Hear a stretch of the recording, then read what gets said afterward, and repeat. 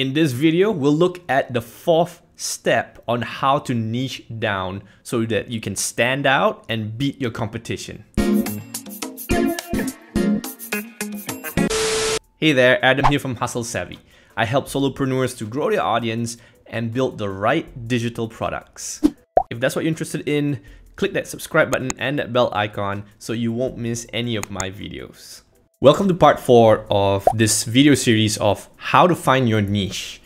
So we've covered these 3 other steps in the previous videos. So if you haven't watched the previous videos, make sure you do that. I'll leave a link in the description and it'll be appearing on screen right now, because you will need the context to understand the different steps as to why we're doing what we're doing. And also you will need the various information from the previous steps to help you narrow down your different options in this final step. So we've covered your zone of genius. We then cover the demand and competition by measuring it, by understanding what's in the market. And then we move on to problems and the needs that are within that market, within that target audience. So the next thing we need to do is understanding and identifying the people that you're serving. And we need to identify them because we want to ensure that you are able to differentiate yourself even further from your competition. Here's the thing, people feel more connected if you use the right languages and the right way to describe their problems, and you cater their solution specifically for them. And this is the next step you need to do.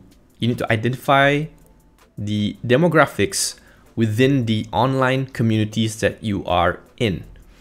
You need to pay attention to certain data points, to certain factors and certain influences that these different groups of people are showing to you.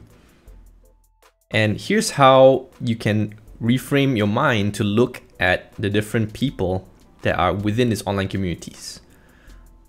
An example of a demographic, there's a lot of different points here, but one of them is age group.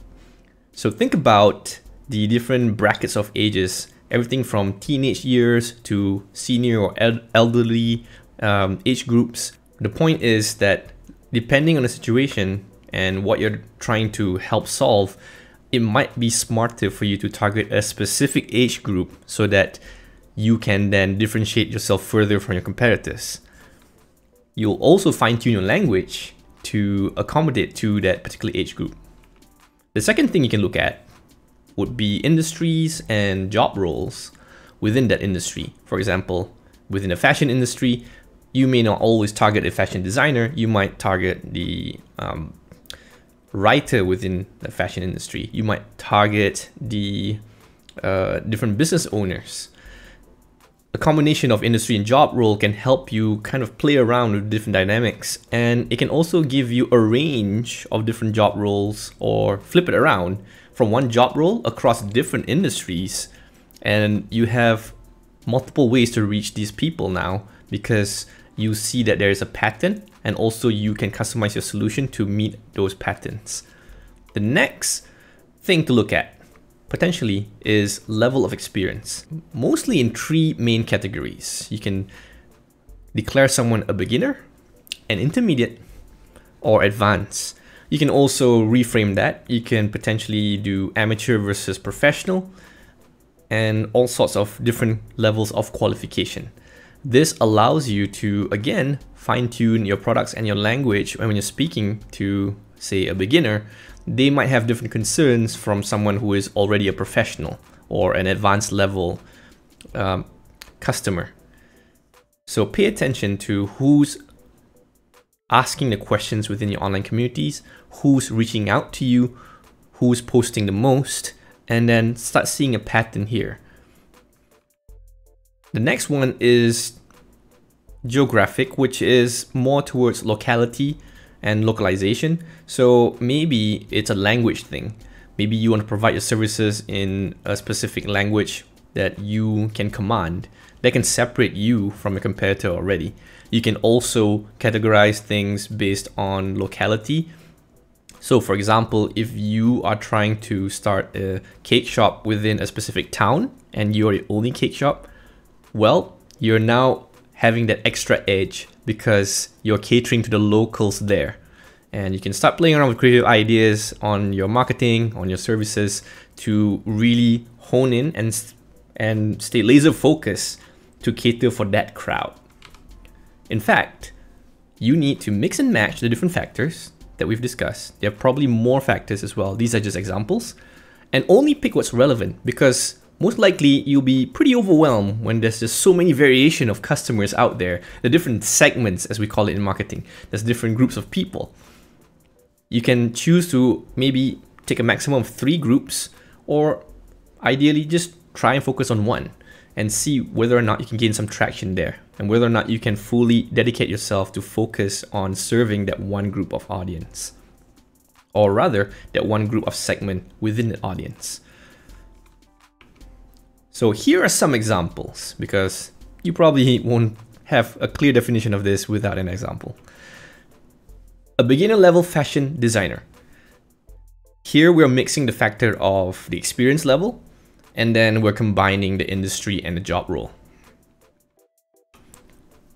Here's another take. Working moms, not just mothers, but specifically the ones who are employed. And we go further than that, specifically in the oil and gas industry. If you were to serve them, how would your service or product look like? The next one would be teenagers with hearing disability. So you can combine age group with a particular need that that group has. Another example now is the entrepreneurs in a specific location, for example, Malaysia. How would you cater to this community? How would you talk to them? How would you reach out to them? And what are the unique problems they will have that you can help solve? So these are some examples that you can start to play around with.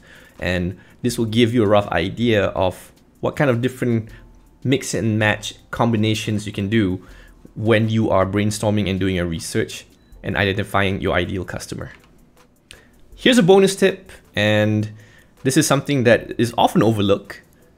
Sometimes you can go even more narrower and look for the underserved groups. In fact, if you forget everything else and just keep this bonus tip in mind, you will naturally look at patterns of where there's a lot of people who have specific needs that are not being met. And this way, you can do your research and find those groups and figure out how you can help them. So to recap, some action steps. Identify the people in your online communities or your competitors' communities, and what are their characteristics? What are the demographics, the geographic factors that you see in terms of their patterns? Mix and match them. Mix and match the various factors, but don't go too overboard. Focus on only what you need. You don't need that much combination. 2 is usually enough. 3 is maximum. Any more than that, you're being a bit too specific. That may not be broad enough for you to get any traction. But you never know until you try. Now, this is the part where we put everything together, combining the steps in part 1, part 2, part 3, and in this part, part 4, to narrow down and finalize your niche. So again, taking a step back, what does that mean? You've done your identification of your zone of genius, your own strengths and your passion.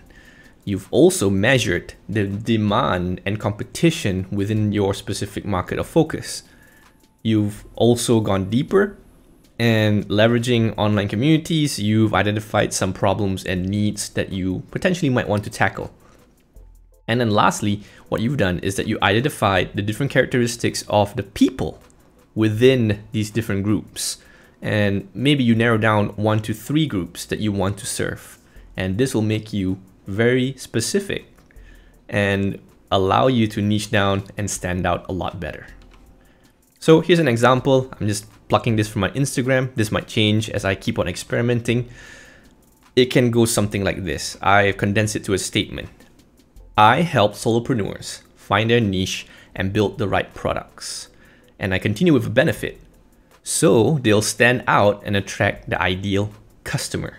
You don't have to do a statement exactly like this in your social media profiles, but I find that this allows me to stand out in the sense that people know immediately when they land on my account, what do I represent and how do I serve and who do I serve?